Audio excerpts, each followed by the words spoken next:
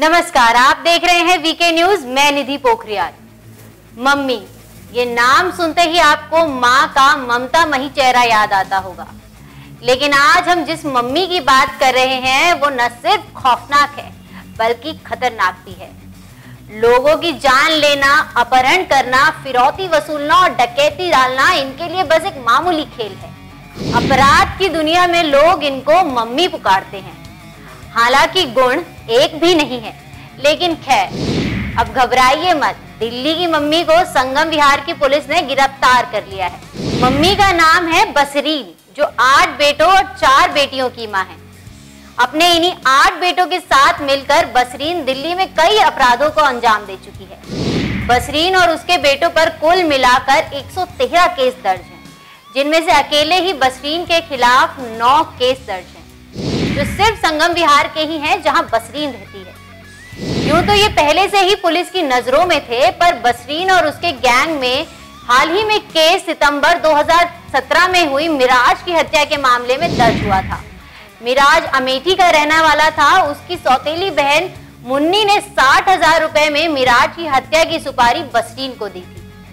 धोखे से मुन्नी सौतेले भाई मिराज को लेकर बसरीन के संगम विहार वाले घर में लेकर आई। वहां मौजूद बसरीन ने अपने गैंग के साथ मिलकर मिराज को शराब पिलाई और फिर उसे जंगल में ले जाकर गला घोटकर उसकी हत्या कर दी।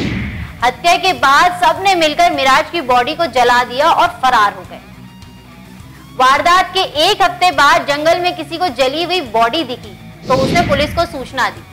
पुलिस मामले की तफ्तीश करती रही, लेकिन वो किसी नतीजे पर नहीं पहुंची। जनवरी 2018 में पुलिस ने संगम विहार में ही हुई एक डकैती के मामले में 4 लोगों को गिरफ्तार किया, जिसमें बसरीन का एक नाबालिग बेटा भी था। पूछताछ के दौरान पुलिस को डकैती के अलावा जंगल में मिली लाश के बारे में भी जानकारी मिली। इसके बाद पुलिस बसरीन की तलाश में जुट गई। वहीं बसरीन अचानक फरार हो गई। इसके बाद दिल्ली पुलिस ने संगम विहार इलाके में एक अफवाह फैलाई कि पुलिस बसरीन के घर को नीलाम करने जा रही है। जैसे ही बसरीन को इस बात की भनक लगी, वो संगम विहार इलाके में पहुंची और अपने घर में घुसने की कोशिश करने लगी। वहीं पुलिस भी बसरीन का बेसब्री से इंतजार कर रही थी। जैसे ही बसरीन वहां पहुंची, पुलिस ने उसे गिरफ्तार कर लिया।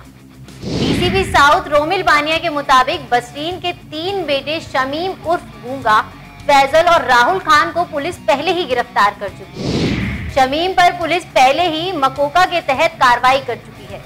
वहीं उसके नाबालिग बेटे को बाल सुधार गृह में रखा गया है, जबकि बसरीन के 4 और बेटे जमानत पर अभी बाहर हैं। लेकिन क्या आप जानते हैं कि बसरीन आखिर दिल्ली की मम्मी कैसे बनी? दरअसल जब बसरीन की शादी हुई तो उसका अपने पति माखन लाल की कमाई से घर नहीं चलता था, क्योंकि वो एक मामूली इलेक्ट्रीशियन था।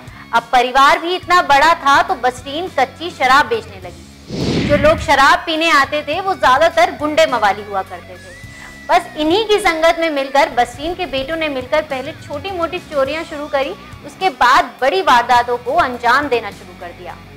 बसरीन और उसके बेटों ने सरकारी पानी के पंपों पर भी कब्जा जमा रखा था और अवैध तरीके से पानी की सप्लाई करते थे।